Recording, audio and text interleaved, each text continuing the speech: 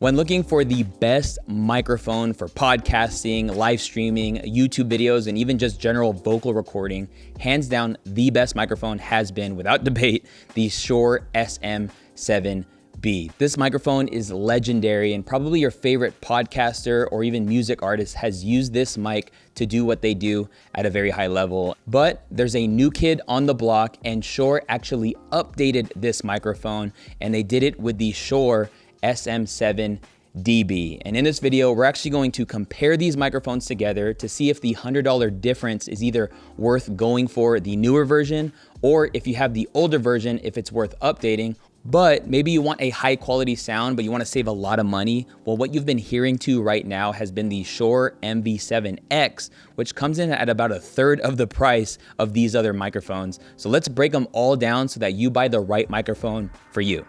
Let's get it. You gotta just press record. Hey, what's up? It's Omar with Think Media. Now, we'll be sure to post links down to everything down in the description below, and I would encourage you to check out those links because sometimes you can catch a deal on one of these mics, but I've actually switched out the mic already. I'll be switching out the mics throughout this video so you can maybe tell if there's a difference or not. Currently, I am using the Shure SM7B plugged right into my Sony FX30, which has an XLR input. And I actually would like to know from you, did you hear a big difference between the two yet? And throughout this video, would like to know your thoughts. But let's talk about some of the similarities of these mics. Physically, all three of these mics have a very similar appearance and mounting mechanism. All these mics come in a matte black, but the MV7 could be bought in a silver. Another similarity when it comes to these microphones is that they're all dynamic mics, meaning they're gonna give you a nice rich radio podcast sound that a lot of people are going for. The sound this gets right when you're near it is super high quality, no matter which microphone you would choose to go with. But with that being said, let's talk about some of the differences, starting with the price. The price for the MV7X is gonna come in at $180, and this is gonna be the cheapest out of all three mics. Now, this is the version of the mic that comes with just the use of XLR, with like all the other mics I'm going to be talking about. But there's actually another version of this microphone, and that is the more common one that more people know about, and that is the MV7. And that actually has the ability to be plugged into a computer or laptop using a USB. That microphone comes in at $225 at the time of shooting this video. So for about $45 extra, you're getting a versatility play, and it gives you the ability, if you want to be able to plug it in via laptop or computer, you can do so. Right now you are listening to the MV7X, and I just wanted to compare these microphones via XLR because all these mics are XLR mics. The SM7B is a little bit more than double the price of the MV7X, and this comes in at $399 at the time of shooting this video here in the US. However, it is important to note that this microphone usually can't be used all by itself. This microphone needs another device in order for you to get the best sound out of it, and you're gonna need a preamp, so something like the Cloud Lifter. So everyone who's been buying the SM7B has been also spending the extra $100 to $150 for a device like this. And here's another kind of sucky thing that has been the case, is that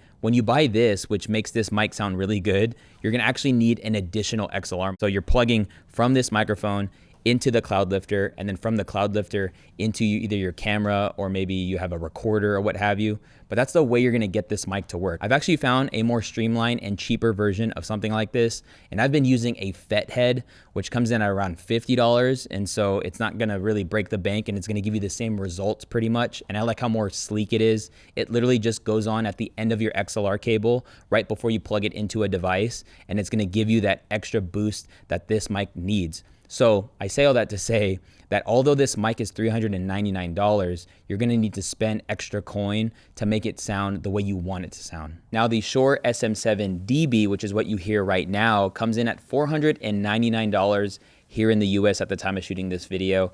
And the reason for this price jump with this upgrade or with this new version of the mic is because they actually built in the mic with a preamp already. So right now you are listening to this mic without a FET head or a Cloud Lifter in between, and it works straight out the box, which is actually pretty nice, right? Most people who are getting into content creation or maybe starting a podcast, you don't need to get all techie. And so Shure was really smart by doing this and upgrading the mic.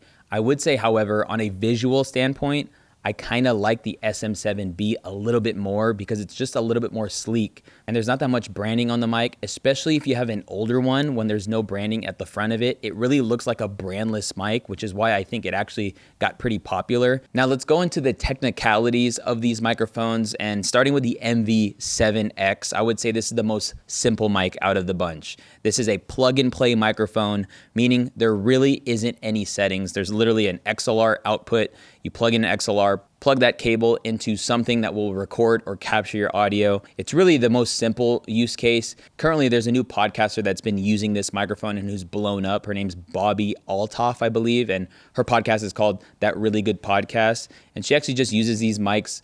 She handholds them and then uses these mics, but has been able to blow up her podcast with this $180 microphone. I hope you know that the gear isn't going to get you the views. You definitely have to still, deliver on your content. Now, with its price point, I would say comes with a little bit of an inconvenience. In order to put this microphone on a stand, you're going to have to put the microphone and twist the mic in its entirety to tighten it up, as opposed to holding the mic in place and then being able to screw just the screw itself like the other two mics. But I wouldn't necessarily say that's a deal breaker. It just really would have been a nice, cool attention to detail on Shure's end. Let me pause the video real quick, because if you're a content creator or a YouTuber and you want your videos to look like this and not like this, then it really all comes down to lighting. We love GVM because they have a ton of high quality video lights that don't break the bank.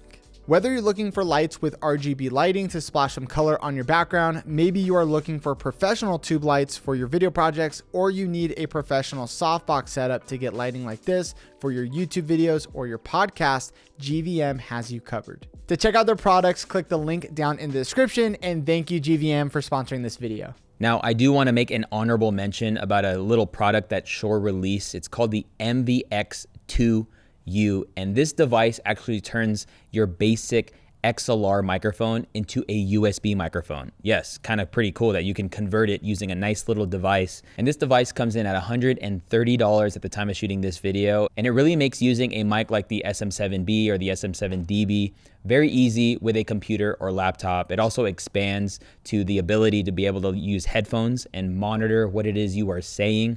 And so this is a really cool device that will just open up more opportunity and more options.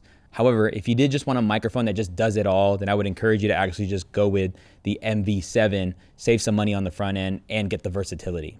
Now, the SM7B and the SM7dB have the ability to adjust the sound coming from them. Number one, adjust the bass roll off, and then you can also add some presence boost. So if you kind of want more of a low end to come in with this microphone, you're going to be able to do that. It's nice that they made these switches that you could change with the use of your finger on the SM7dB, as opposed to having to use kind of like a flathead screw to change on the SM7B. Just makes it a little bit more harder to do if you wanted to switch it up. Now with the SM7dB having the built-in preamp, like I mentioned earlier, you have the ability to actually not use it by switching on the bypass. So if you wanted to maybe use this with a newer Rodecaster, which actually has a built-in preamp in the actual recorder itself, maybe you'd want to turn this off. But for the most part, if you're going to go directly into a recorder like a Zoom recorder or maybe a Sony camera, you should be good to just leave it on. And then you have two levels of the preamp that you can adjust. You have 18 decibels or 28 decibels, and you can adjust that accordingly. A lot of things like this, I would just encourage you to run a few tests to really lock in how you would like your voice sounding or the voice that comes through them, just so you can dial it in and it can be customized to your liking. So it's safe to say that you are not going wrong with any one of these three mics. And really at this point, it's kind of a visual preference. And I would just say the SM7B, the original, still reigns king as the, OG legendary microphone, because it still has the look. The newer SM7dB definitely has an updated look to it. It's a little bit more sleeker and a little bit more longer than the SM7B. But if you kind of just want the best sounding audio possible and the most simple use case, then I would go with the SM7dB. If you want to go with what's tried and true, you can get the SM7B and just get a FET head, which is about $50. And so you're still underneath the price point of the SM7dB. Or maybe you're trying to build out a whole podcast studio and you need like 4 microphones. 180 times 4 is better than 450 or 500 times 4. and you're gonna save a lot of money, especially if you're gonna buy all the other accessories you need to make these mics work, whether it be a boom stand or the XLR cables or the recorder that you need or the interface you need. And so all these things are important to think about, but I would still go with the SM7B, just gonna go straight up. This mic has served us at Think Media really well, and really is just stood the test of time. And so there's something to say about that. It's tested, it's proven, your favorite podcaster probably uses it. And when it comes to audio, it really is important to just make the right purchase out of the get-go, because you don't wanna upgrade, you don't need to upgrade. If you just get the right thing up front, you're gonna be good to go. But I'd love to know from you down in the comments below, which one do you think that you'll probably go with? Which one do you think you like the most? But if you wanna check out another video from us here at Think Media, you can go ahead and click or tap the screen, and I can't wait to see you in a future video. Peace.